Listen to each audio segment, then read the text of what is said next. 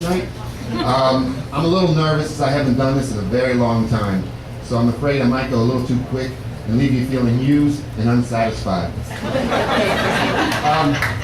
I learned the power of comedy through my field of psychology.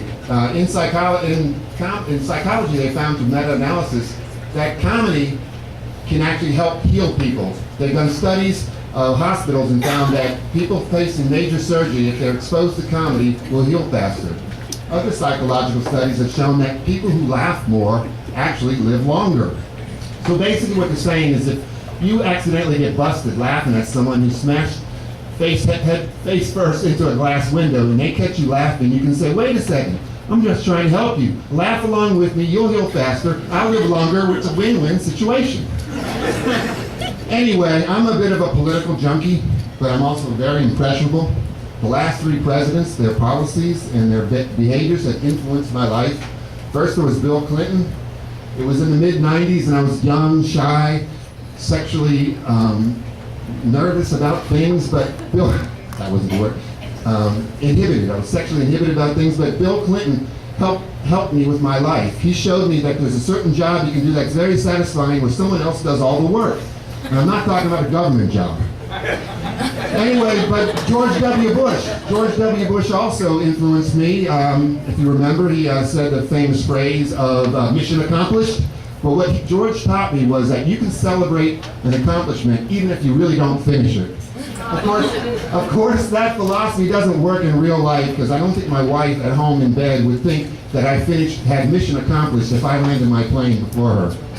Anyway, Barack Obama also has influenced my life and continues to influence my life. He fulfilled his promise. He said he would make change, and he did make change. He said he would make it so everybody in the world, everybody in America would be together, that we'd all share the same things. Well, what I thought he meant to say was that he would give people opportunities to raise them up, to give us a better lifestyle. But what I found is now that I'm unemployed, sitting on the front porch of my house at 10 in the morning, drinking Old English ale, waiting for the government check, yes, we are now all Americans.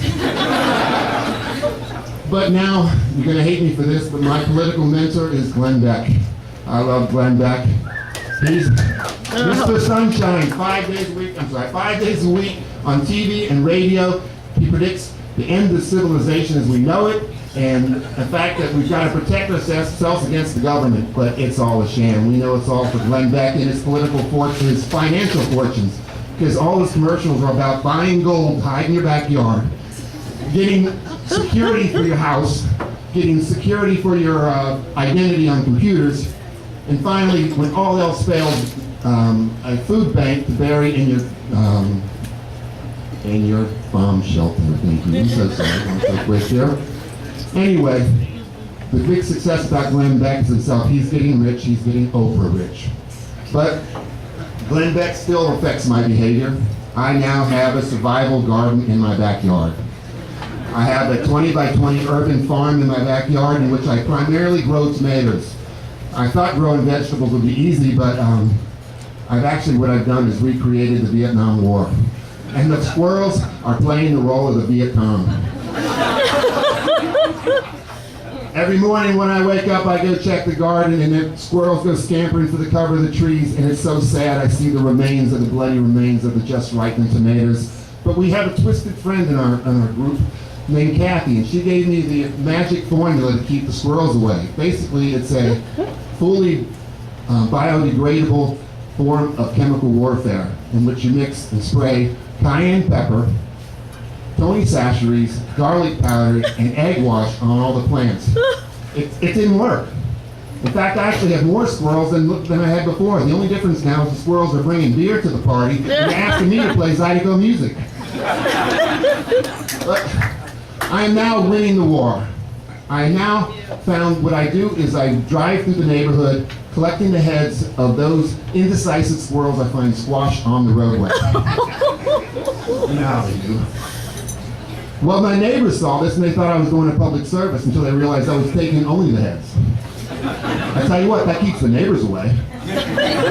But, so now my tomatoes are unbothered because I have 13 squirrel heads on spikes around the perimeter of my garden. Now the squirrels still come around, but the difference is, when I show up, they bow down and wait for orders on whose garden I want them sending to.